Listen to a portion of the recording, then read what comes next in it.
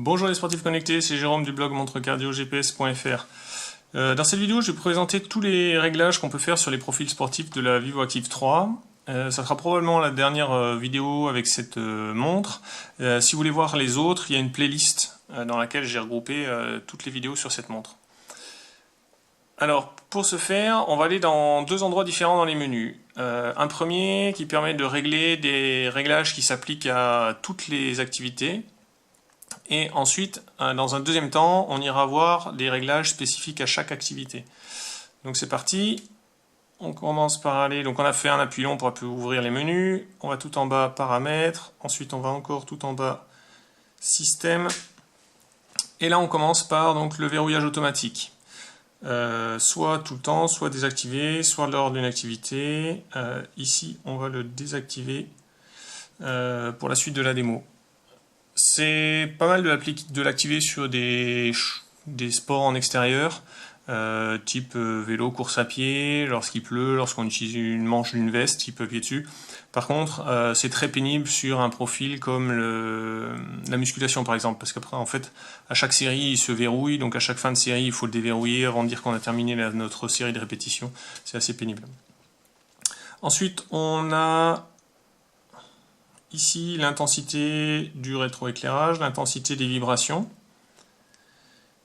l'enregistrement des données, donc là c'est soit le mode intelligent, soit le mode toute seconde. Donc là le mode toute seconde c'est le plus précis.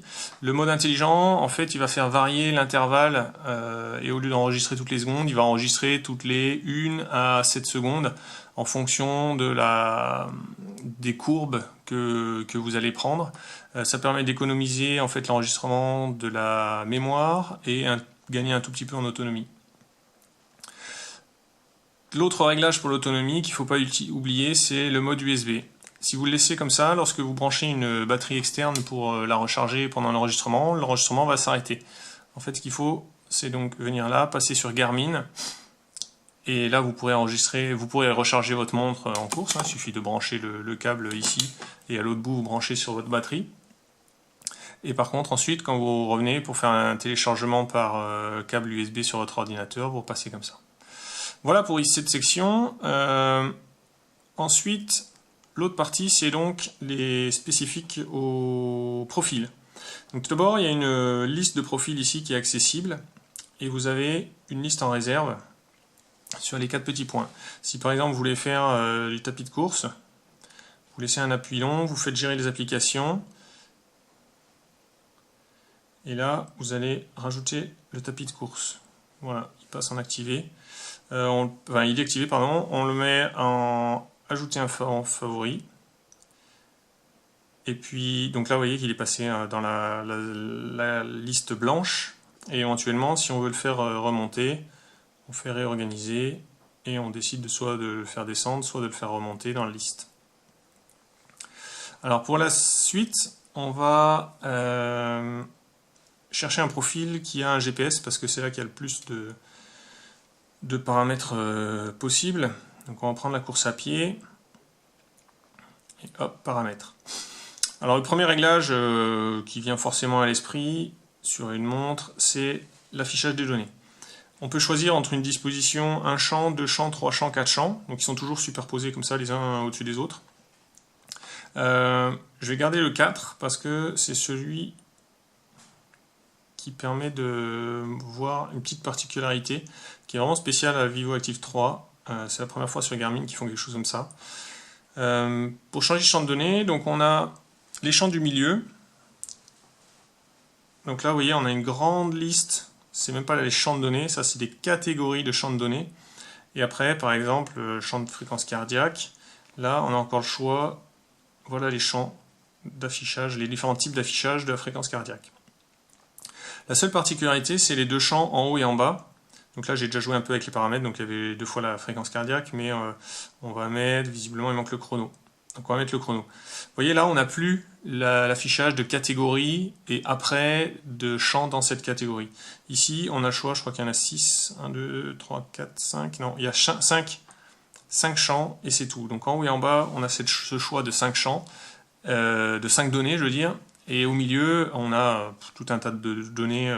Vraiment, la Vivo Active 3, sur ce plan-là, elle se rapproche vraiment des Phoenix. Ensuite, on peut activer ou pas des écrans supplémentaires. Donc là, le deuxième écran est activé, le troisième est désactivé. Et enfin, on peut activer ou désactiver l'écran de jauge de fréquence cardiaque. Donc là, c'est la représentation qui est assez graphique, hein. On a les couleurs aller autour, et puis on a une aiguille qui un peu comme un compteur de voiture. Ensuite, on peut configurer des alarmes. Donc là, il y a une alarme qui est activée, on peut en activer une nouvelle, donc soit personnalisée, c'est si vous voulez vous rappeler de boire, de manger, etc. Vous pouvez faire des alarmes sur l'allure, le temps, la distance, la cadence. Donc en fait à chaque fois, et puis la fréquence cardiaque, elle est là. Donc en fait à chaque fois on peut activer une alarme haute, une alarme basse, les deux. Et en fait, si on passe en dessous de cette valeur et au-dessus de cette valeur, on aura une alarme qui retentira. Ensuite, les circuits. Donc les circuits, c'est aussi ce qu'on appelle les tours. Donc là, on a un tour automatique dont on peut configurer la distance. On peut activer les tours manuels.